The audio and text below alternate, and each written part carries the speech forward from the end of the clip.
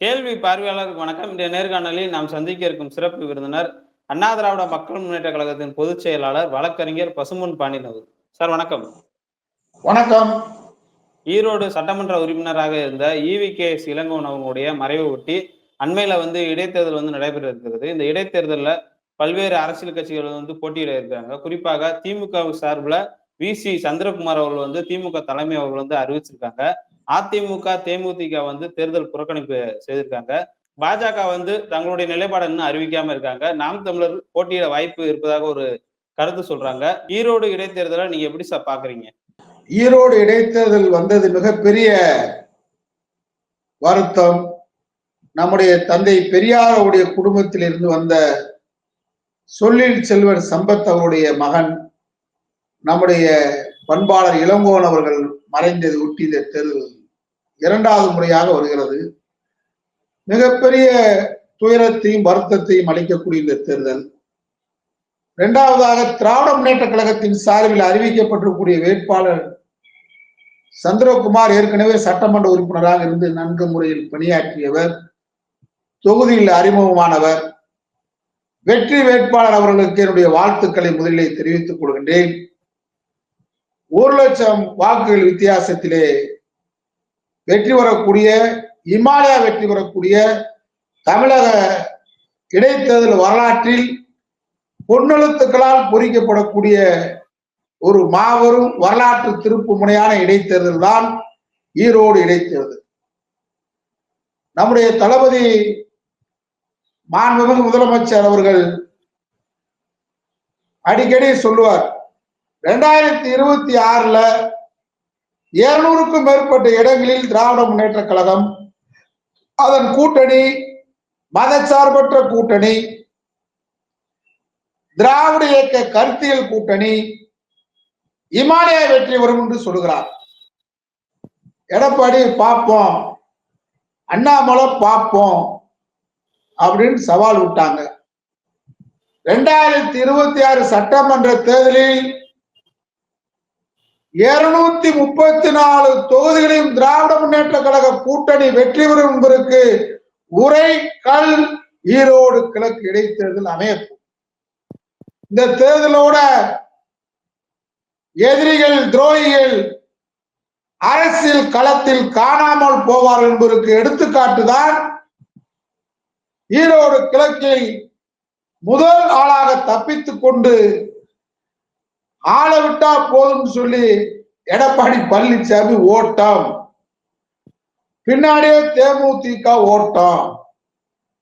அதாவது ஏன் இன்னும் 4 நாள் கழிச்சு கூட சொல்ல வேண்டியதானே, நாங்க தேர்தலில் போட்டி போட மாட்டோம்ன்றது இவ்வளவு வேகமா ஏன் சொல்லணும்?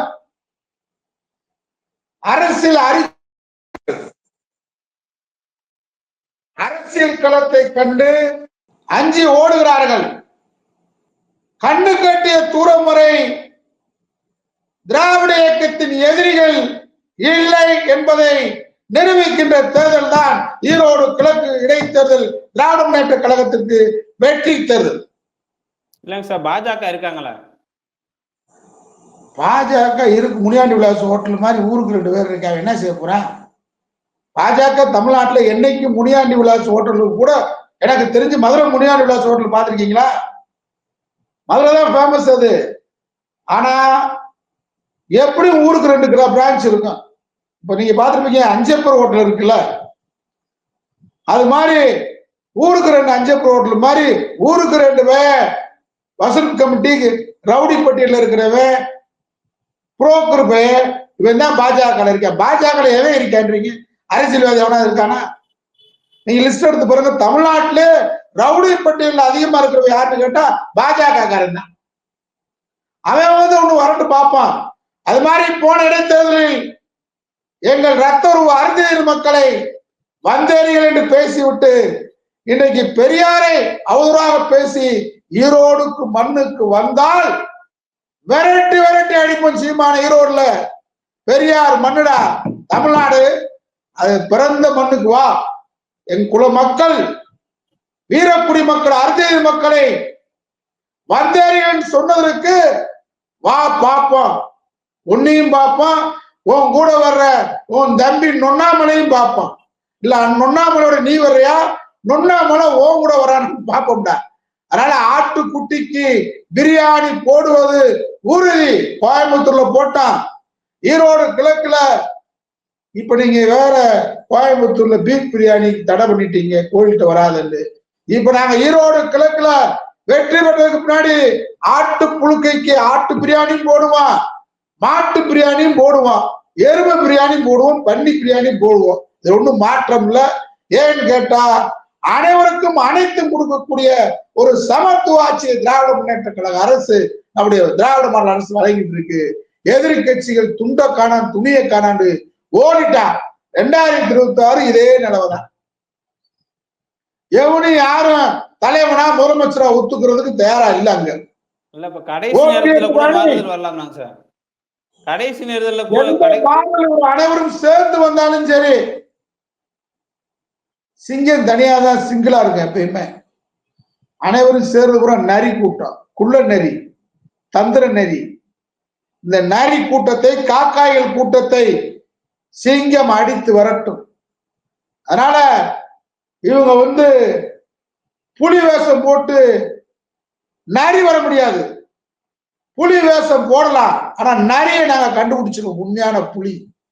அதனால தமிழகத்தை காத்திடுகின்ற தமிழக மக்களுடைய, விளிம்பு நிலை மக்களுடைய அனைவருக்கும் சமூக நீதியை நிலைநிறுத்துகின்ற திராவிட மாடல் ஆட்சிக்கு சொல்லுவாங்க இடைத்தேர்தல் என்றால் இடைத்தேர்தல், ஆட்சியை பற்றி இடைத்தேர்தல். இந்த இடைத்தேர்தல் இப்பொழுதே திமுகவுக்கு வெற்றி 50%. திமுகவுக்கு சமபலமான எதிரிகள் இல்லை, அரசியல் களத்தில் காணவில்லை, இப்பொழுதே ஓடி ஒளிந்து விட்டார்கள்.